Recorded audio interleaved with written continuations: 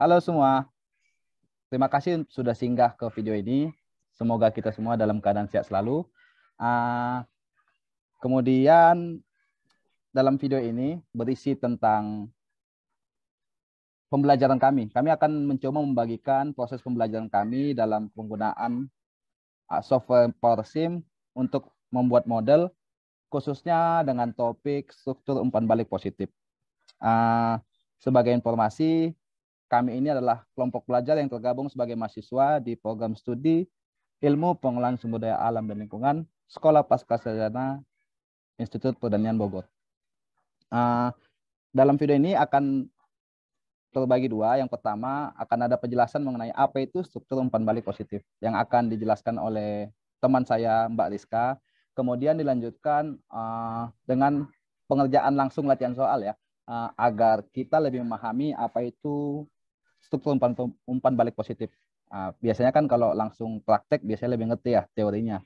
Jadi akan dijelaskan oleh Saudara Ari Gunawan bagaimana pengerjaan menggunakan PowerSim khususnya untuk struktur umpan balik positif. Jadi akan langsung ada tutorial mengenai pengerjaannya di PowerSim nantinya di video ini. Untuk mempersingkat waktu, mungkin akan langsung saja kita ke presentasinya yang akan dimulai oleh Mbak Rizka. Waktu dan tempat saya persilakan, Pak.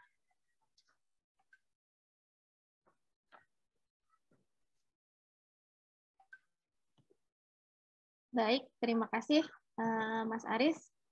Saya akan menjelaskan sedikit ya mengenai bab 9, yaitu pemodelan struktur umpan balik positif menggunakan software PowerSim.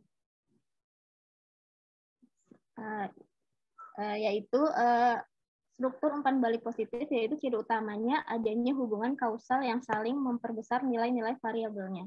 Ada dua tipe, yaitu tipe pertumbuhan atau akselerasi dan tipe penghancuran atau degradasi. Kemudian struktur umpan balik positif, tipe pertumbuhan mengandung dua variabel utama, yaitu level atau keadaan dan rate atau laju. Sedangkan struktur umpan balik positif bertipe penghancuran terdiri atas 4 unsur pokok, yaitu tujuan atau goal, keadaan awal atau level, selisih antara goal dan level, serta aksi atau rate. Kemudian terdapat dua kurva seperti yang dijelaskan di sebelumnya, yaitu ada kurva tipe pertumbuhan dan ada kurva tipe penghancuran. Untuk struktur umpan balik positif tipe pertumbuhan, yaitu kurvanya selalu meningkat seiring waktu, sedangkan struktur umpan balik positif tipe penghancuran, kurvanya menurun seiring waktu. Baik, untuk mempermudah kita memahami penggunaan software PowerSim sendiri, kita akan langsung praktek dengan contoh soal beserta intervensi kebijakannya yang akan dijelaskan oleh Saudara Ari Wardana. Saudara Ari, dipersilakan. Baik, terima kasih Mbak Rizka, terima kasih Bang Aris sebelumnya. Teman-teman, kita ada contoh kasus yang akan kita coba simulasikan di PowerSim.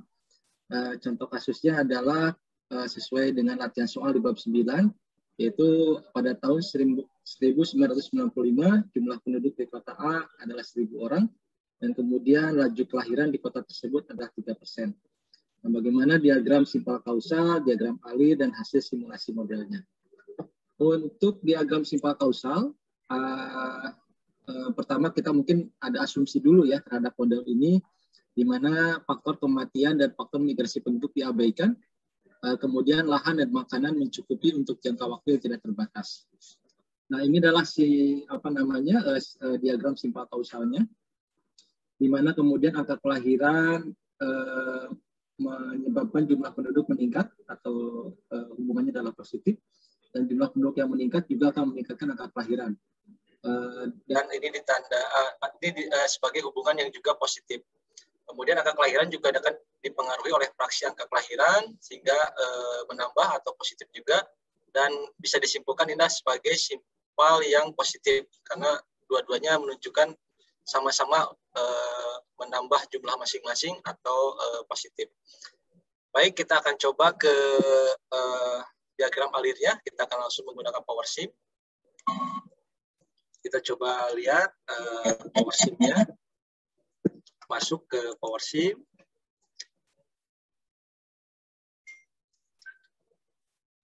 Oke, kita sudah masuk ke PowerShim-nya. Pertama adalah kita kemudian menentukan yang jadi pokok permasalahan atau perhatian kita, yaitu penduduk. Untuk pokok permasalahan atau perhatian ini, maka kita menggunakan simbol level. Oke, kotak warna kuning, kita tulis penduduk. Oke, ini kita definisikan dulu. Penduduk ini adalah tadi 1.000 orang ya, 1.000 orang. Tulis 1.000, kemudian apply, kemudian oke. Nah, kemudian tadi jumlah penduduk ini akan dipengaruhi oleh angka kelahiran. Ada aliran pertambahan penduduk dari angka kelahiran. Maka kita buat flow rate-nya yang masuk ke penduduk ini. Itu dari angka kelahiran. Kita tulis angka kelahiran. Nah, angka kelahiran ini dipengaruhi oleh laju angka kelahiran, persen per tahun, dan kita bisa menggunakan lambang auxiliary ini. Laju kelahiran. Laju kelahirannya kita definisikan. Tadi bernilai adalah 3% atau 0,03. Oke, kita apply. Oke. Nah, ini kemudian angka laju kelahiran atau pengaruh angka kelahiran, sehingga kita perlu konekkan dengan link. Oke, dan juga angka kelahiran ini dipengaruhi juga oleh pertumbuhan jumlah penduduk. Sehingga juga kita akan linkkan dari penduduk ini adalah ke angka kelahiran. Nah, setelah dilingkan dari penduduk dan laju kelahiran, maka kita bisa definisikan angka kelahiran ini. Dan sudah dihubungkan, sudah ada terlihat penduduk dan kelahirannya. Jadi kita tinggal kemudian klik 2 kali penduduk untuk mendefinisikan angka kelahiran. Penduduk dikali dengan laju kelahirannya.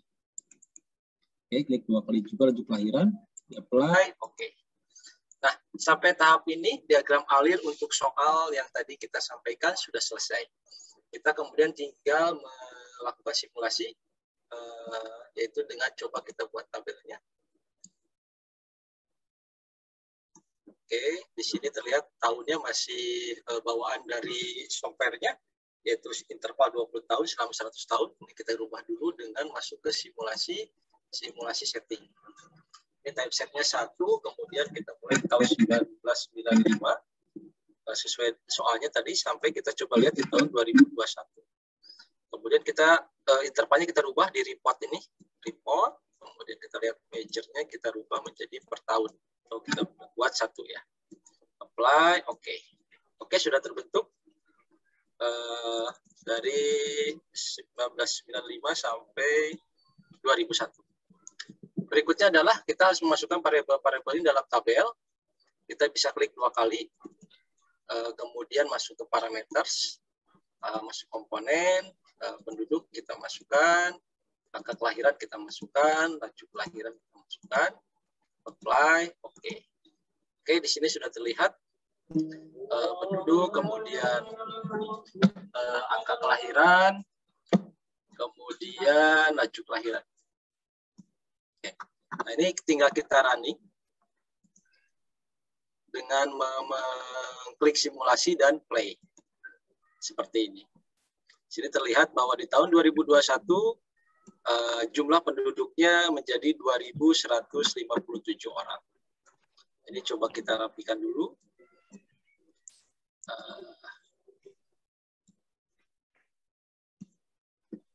Sorry. Oke. Kemudian hasil ini selain dalam bentuk tabel, kita juga bisa dalam bentuk grafik. Kita tinggal pencet bentuk grafik yang ada di sebelah tabel, yaitu grafik terhadap waktu. Nah, kita bisa kemudian memasukkan parameternya, atau kita tinggal langsung menarik dari penduduk ini, kita tarik. Kemudian dari angka kelahiran ini kita tarik. Dan kemudian dari laju kelahiran ini kita tarik. Oke, sudah terbentuk grafiknya, grafik penduduk terhadap waktu. Ini kita rapikan dulu supaya ini tidak bertumpuk seperti ini. Dengan mengklik 2 kali, time aksisnya kita rubah, intervalnya. Itu misalkan menjadi per 2 tahun. Oke, sudah terlihat. Oke, hasil ini sampai sini persoalan yang tadi kita bicarakan untuk timbal balik pertumbuhan positif sudah selesai, yaitu berbentuk grafik dan tabel. Kita pindahkan dulu grafik ini ke PowerPoint supaya nanti bisa kita bandingkan. Kita sudah pindahkan, kemudian tadi grafiknya juga sudah kita pindahkan. Oke, baik. Kemudian selanjutnya adalah kita akan coba membuat simulasi dengan memasukkan intervensi kebijakan. Kami sudah coba membuat soal seperti ini, di mana kita akan coba lebih realistis, tidak hanya angka kelahiran saja yang mempengaruhi pertumbuhan penduduk, juga ada angka kematian, datanya misalkan di sini 1% gitu per tahun. Kemudian ada juga imigrasi, orang yang masuk ke kota tersebut 7 orang, dan orang yang keluar imigrasi kita sebut misalkan sebanyak 2 orang per tahun. Nah, kebijakan atau intervensi kebijakan yang ingin dicoba diterapkan, misalkan pada tahun 2000, pemerintah kota mengeluarkan 2 kebijakan, yaitu program keluarga berencana dan program transmigrasi. Program KB bertujuan mengurangi laju kelahiran menjadi 2% di tahun 2000, sementara program transmigrasi akan memberangkatkan 5 orang per tahunnya di tahun 2000. Sehingga kita pengen tahu berapa sih jumlah penduduk kota A setelah kebijakan ini diterapkan. Baik, kita langsung aja ke PowerPoint, ke simulasi PowerSim-nya. Yang tadi kita hapus dulu hasil yang sebelumnya. Oke, baik. Tadi adalah angka kematian. Angka kematian ini akan mengurangi jumlah penduduk. Maka kita bikin flow rate dari penduduk ini keluar, karena akan mengurangi. Ini angka kematian.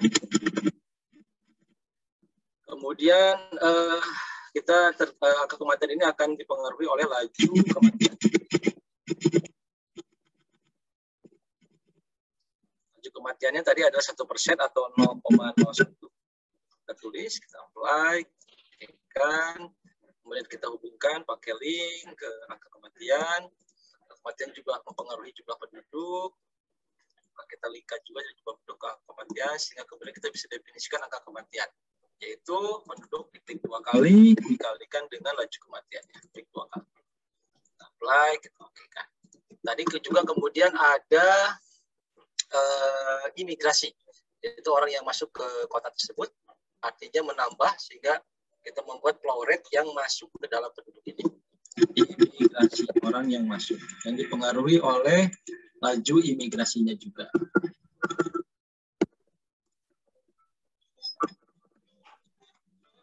Kemudian ini kita hubungkan laju imigrasinya. Tadi adalah laju imigrasinya 7 orang per tahun ya yang masuk ke dalam kota tersebut. Nah, ini karena nilainya tetap, maka kita tidak menghubungkan dengan penduduk, sehingga nilai imigrasi ini adalah sama dengan laju imigrasinya. Kita klik aja 2 kali, apply, oke. Oke, tadi juga kemudian ada penduduk yang keluar per tahunnya atau emigrasi. Keluar per tahun berarti mengurangi jumlah penduduk, sehingga kita buat flow rate dan keluar dari penduduk ini. Emigrasi dan juga dipengaruhi oleh laju emigrasinya. Oke, kita hubungkan. Oke, kita definisikan laju emigrasinya tadi adalah 2 orang per tahun yang keluar dari kota ini setiap tahunnya. Oke, kemudian emigrasinya kita definisikan juga karena nilainya tetap 2 orang per tahun, maka kita tikja laju imigrasi 2 kali. Apply. Oke, sampai saat ini untuk kondisi kota ini dengan angka kelahiran sekian, angka kematian sekian, imigrasi dan emigrasi sudah kita coba buatkan simulasinya. Nah, mungkin perlu kita running dulu untuk mengetahui sebelum kebijakan itu diterapkan. Coba kita akan running-kan. Oke, sudah kita running-kan, kita akan buat tabelnya.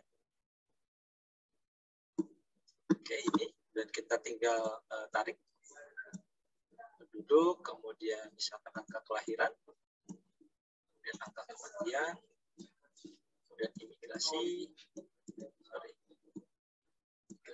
kemudian emigrasi, kemudian laju emigrasinya.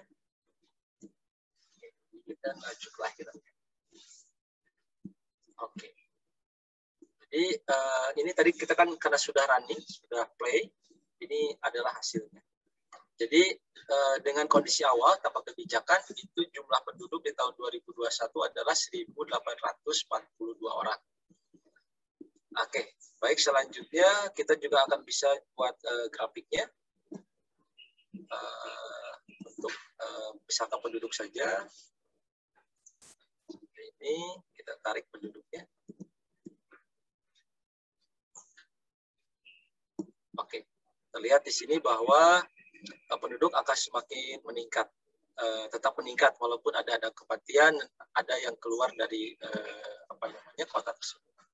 Ini coba kita rapikan dulu. Aksisnya, majornya kita buat per 2 tahun ya, biar kemudian bisa terlihat lebih rapi. Oke, ini kita pindahkan dulu ke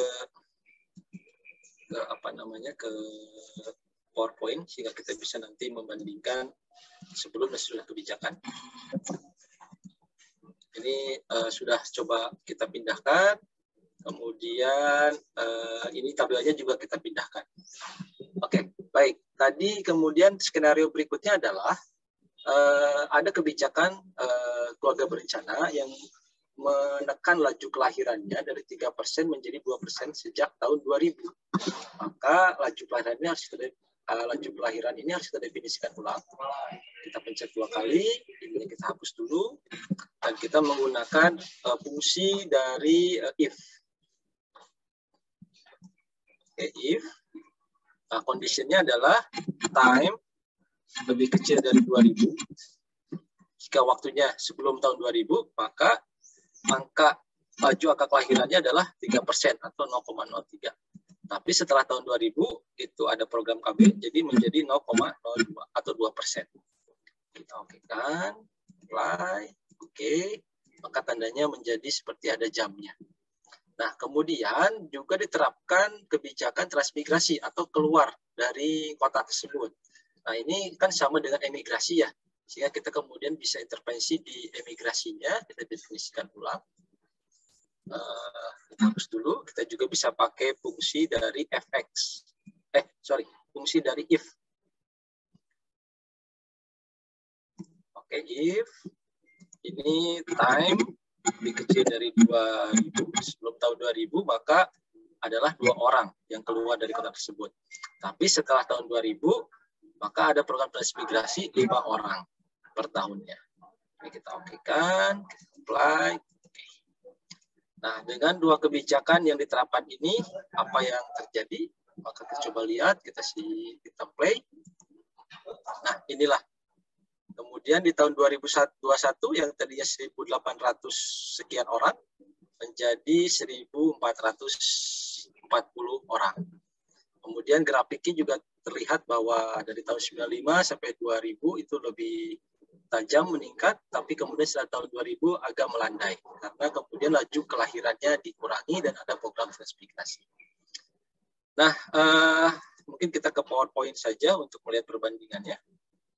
Ini terlihat bahwa tanpa kebijakan tadi sudah saya sebutkan jumlah penduduk 1.800, sementara dengan kebijakan menjadi hanya 1.400. Ini kemudian bisa kita bilang intervensi kebijakan yang kita lakukan dengan tujuan untuk mengurangi jumlah penduduk signifikan ya, ada 400 orang yang kemudian bisa dikurangi pada tahun yang sama.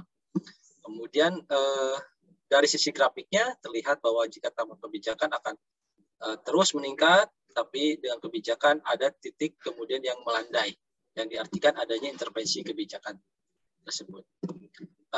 Demikian mungkin yang bisa kami sampaikan, contoh soal struktur tumpuan balik positif, baik tanpa kebijakan maupun dengan intervensi kebijakan. Selanjutnya terima kasih, mohon maaf jika ada kesalahan, saya kembalikan ke Mas Aris. Silakan Mas Aris.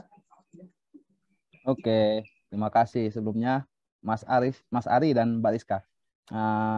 Terima kasih atas penjelasannya yang sangat membantu, mudah-mudahan apa yang kita bagikan dalam proses pembelajaran kita ini dapat berguna ya bagi teman-teman yang lain, khususnya yang akan mencoba belajar menggunakan PowerSim, karena sejatinya tidak akan ada yang susah kalau kita mencoba untuk mempelajarinya ya.